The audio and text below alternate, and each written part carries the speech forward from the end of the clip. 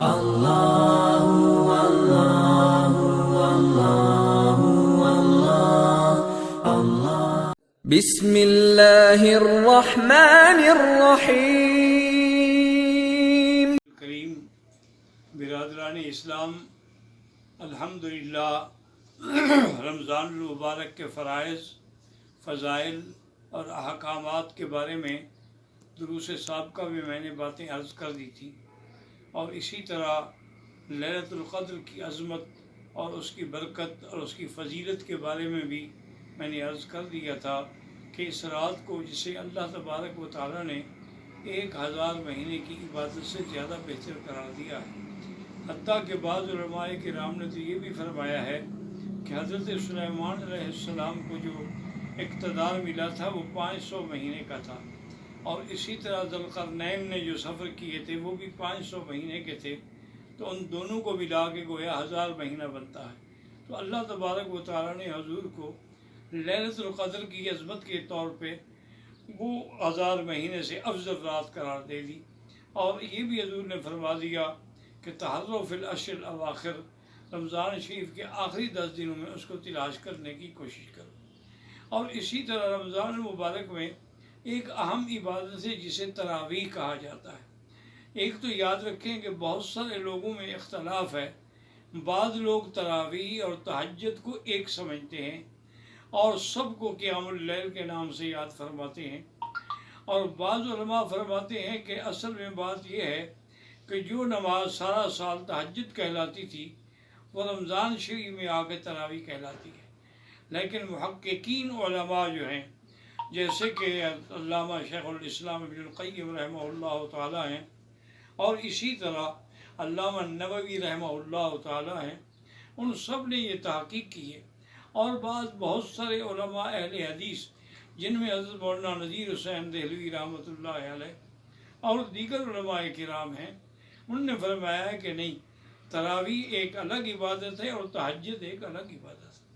تہجد جو ہے وہ پورے سال میں ہوتی ہے، اور تہجد کے لیے تو افضل یہی ہوتا ہے کہ وہ رات کے آخری حصے میں پڑھی جائے، اور تہجد میں افضل یہ ہوتا ہے کہ 4 رکعات کر کے پڑھی جائے، جیسے کہ ایک حدیث مبارک میں بی بی عائشہ فرماتی ہیں کان یصلی اربعا اربعا فلا تسأل عن حسنہن وطولہن، او کما قالت عائشہ رضی اللہ تعالی عنہ، کہ حضور 4 رکعات پڑھتے تھے، لیکن میرا بیٹا آپ کی نماز کا جو طول تھا، طول قرات تھا، اور اس میں جو حسن تھا، اس میں جو حلاوت تھی، اس میں جو ایمانی جذبات تھے، اس کا آپ کیا تصور کر سکتے ہیں؟ کون ہے جو حضور صلی اللہ علیہ وسلم جیسی نماز پڑھ سکے؟ تو اس لیے تہجد ایک الگ چیز ہے۔ اور جہاں تک تراویح کا تعلق ہے، ابتدا میں حضور صلی اللہ علیہ وسلم نے صرف 3 رات تراویح پڑھائی ہے۔ ایک رات جو ہے آپ نے رات کے پہلے حصے میں پڑھائی، دوسری رات آپ نے آدھی رات تک پڑھائی، تیسری رات آپ نے سحری تک پڑھائی۔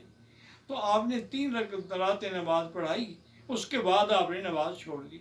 صحابہ انتظار کرتے رہے، لیکن حضور تشریف نہیں لے آئے۔ صبح کو فرمایا کہ میں جان کر نہیں آیا تھا کہ اللہ کو اگر یہ میری ادا پسند آ گئی تو کہیں میری امت پر یہ نماز فرض نہ ہو جائے، اگر فرض ہو جائے تو ادا کرنا آپ لوگوں کے لیے مشکل ہوگا۔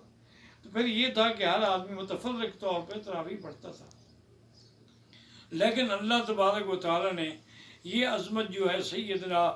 امیر المؤمنین عمر رضی اللہ تعالیٰ عنہ کے مقدر میں لکھ دی تھی کہ آپ نے تمام لوگوں کو جمع کیا، اور حضرت ابی بن کعب جو تمام صحابہ میں سب سے بڑے قاری تھے، ان کے پیچھے آپ نے حکم دیا کہ وہ تراویح ادا کی جائے، اور وہ تراویح حضرت عمر کے عہد سے لے کر آج تک حرمین میں بھی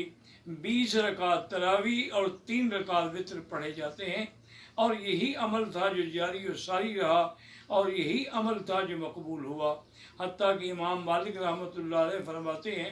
کہ ہم نے اہل مدینہ میں کسی کو بھی نہیں دیکھا کہ وہ 8 رکعت پڑھتا ہو یا 8 رکعت پڑھ کے چلا جاتا ہو، بلکہ سب لوگ جو ہیں وہ یا تو 20 رکعت تراویح اور 3 وتر پڑھتے ہیں، یا کبھی کبھی بعض مالکی علماء 36 رکعت بھی پڑھتے تھے۔ وہ کہتے کہ مکے والوں کو ترویہ میں طواف کرنے کا موقع مل جاتا ہے، لیکن مدینے والوں کے لیے تو اس لیے اگر ہم زیادہ پڑھ لیں گے تو کیا ہے، چونکہ اصل مقصود تو قیام رمضان ہے کہ من صام رمضان ایمانا و احتسابا غفر له ما تقدم من ذنبه ومن قام رمضان ایمانا و احتسابا غفر له ما تقدم من ذنبه۔ اور اسی طرح میرے ایک بزرگ ہیں،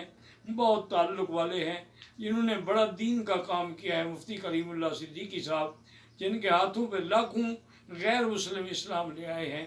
ان کی بیٹی رمیزہ فوت ہو گئی ہیں، ان سب کے لیے دعا کریں کہ اللہ اس کی مغفرت فرمائے۔ اسی طرح میرے استاد تھے، بلکہ استاد الکل تھے، شیخ الحدیث بھی تھے، شیخ الادب بھی تھے، شیخ المعقول والمنقول بھی تھے، حضرت مولانا منظور احمد صاحب نعمانی طاہر والی۔ ان کا بیٹے عبد الرشید نعمانی جو ہیں وہ بھی کل فوت ہو گئے، اللہ ان کی بھی مغفرت فرمائے اور ان کے درجات بلند فرمائے۔ صدق اللہ العلی العظیم۔ ربنا تقبل منا انك انت السميع العليم وتب علينا انك